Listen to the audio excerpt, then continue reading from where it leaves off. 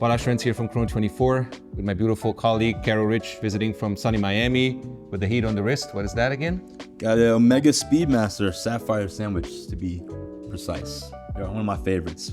Today we're going to talk about two of our favorite things, watches and sports. Balazs, what are we going to dive into? So we're going to talk about a bunch of things. Right? We're going to talk about Tissot PRX, we can talk about the MotoGP, we'll talk about LeBron, the MVPs, college basketball, some of the ambassadors that make sense and probably some that don't. So I guess it's time to dive in. Let's do it. Can you think of a specific athlete or brand partnership or that really resonates with you that sticks out? I mean, there's a million that we could think of, right? But which ones that are actually true and that are just marketing? Tissot, obviously, Damian Lillard.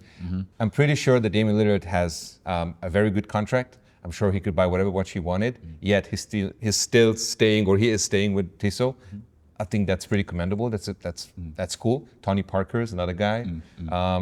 If you think about Giannis Antetokounmpo, for example, with Breitling, I don't really see that. Even though I'm pretty sure Giannis is not buying a Breitling, just like Dame is not buying a Tissot with his own money. Still, to me, Dame and Tissot resonates more than Giannis and Breitling. What do you think? Sure. Yeah, no, I agree. I mean, even an interesting one that just came about with Patrick Mahomes and Hublot. Oh yeah, that was an interesting one. From the way they pitched it in terms of Mahomes magic and Hublot, their style of innovation with watches. And things he's kind of transcended as a quarterback in the NFL. I thought it was an interesting partnership. Again, to your point, right? I think he's got all the money in the world. Does he pick a Hublot or does he trend somewhere else? Who knows, right? It's too bad that Rolex already did a Kermit, because it would have been funny to do like a Hublot Kermit. Right? I mean, speaking of the NFL, since we're on the topic, Breitling and their partnership with the NFL coming out with chrono mats for 32 teams with specific colors to the team colorways now. How do you feel about that? I mean, I don't know. Me personally, I'm a Giants fan traditionally. You are? I am. Why are you doing that I'm a to Jersey yourself? guy. Listen, I was a diehard. I went away. We looked like we found the guy in Jackson Dart, so I'm slowly creeping back into Giants territory. But, I don't know if I'd buy myself a watch with a G-Men logo and a blue dial. The blue dial is dope, for sure. Going back to Tissot again, because Tissot has a collaboration with the NBA, which is also something interesting. But I talked to a friend about the MotoGP watches. And he said, why do Tissot make MotoGP watches? They don't really look good, in my opinion and in my friend's opinion either. And I was going on a trip with Tissot, and I said, I'm going to ask them. So I was on a trip, and Sylvain Dola, the CEO of Tissot, was there. And I said, I asked him the question.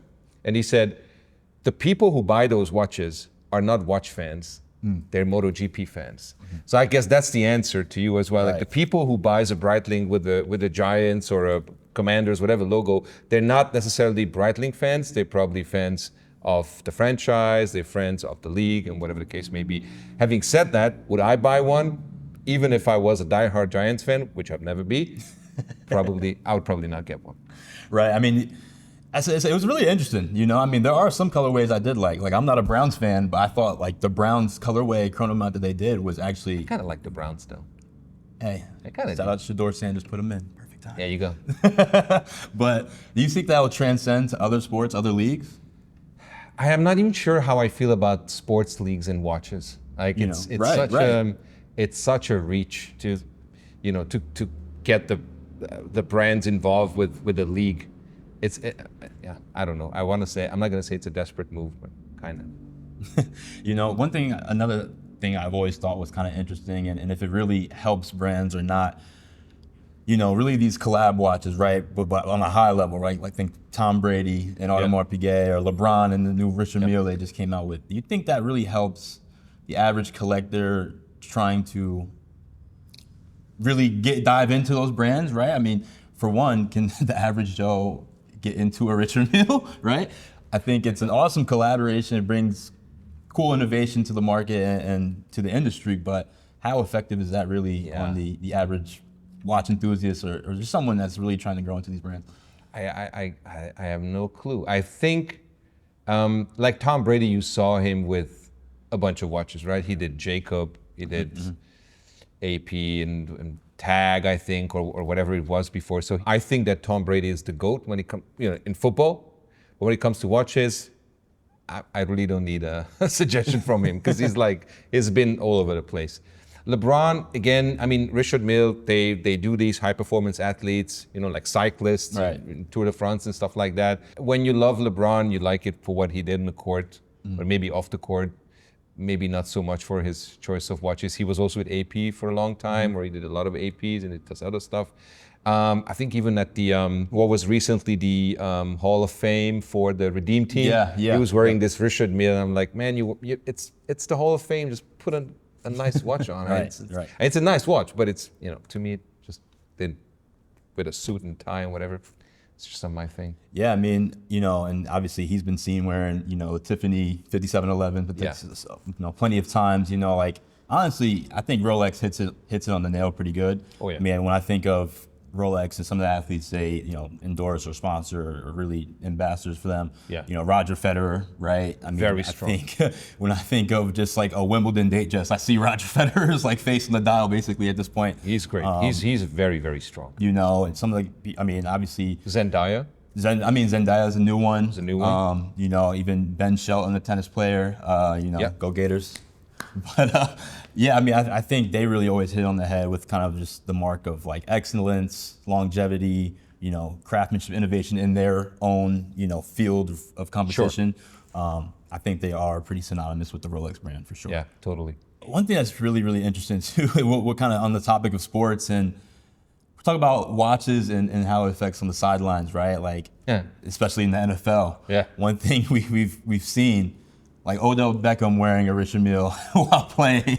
I think at one point he had the fake Richard Mille, and then the next day he announced that he signs with like Daniel Wellington, this like cheap fashion brand that I don't even know if they still exist. So yeah, that was a weird one.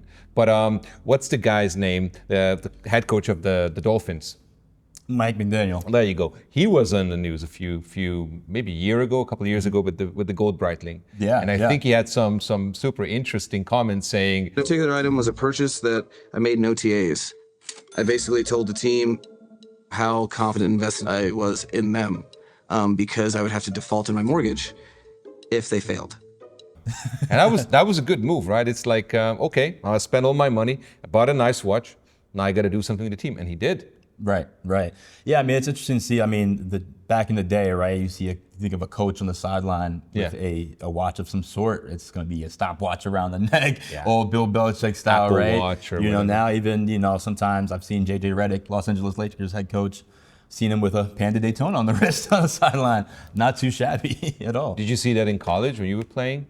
Not really, huh? No. I honestly, definitely not. I will say I went to a University of Miami game, and I don't know if this is just very Miami-esque, but I did see one of the assistants with a nice date just on. Yeah? Yeah. So it might be seeping into the college game. Maybe NIL is helping the coaches as well.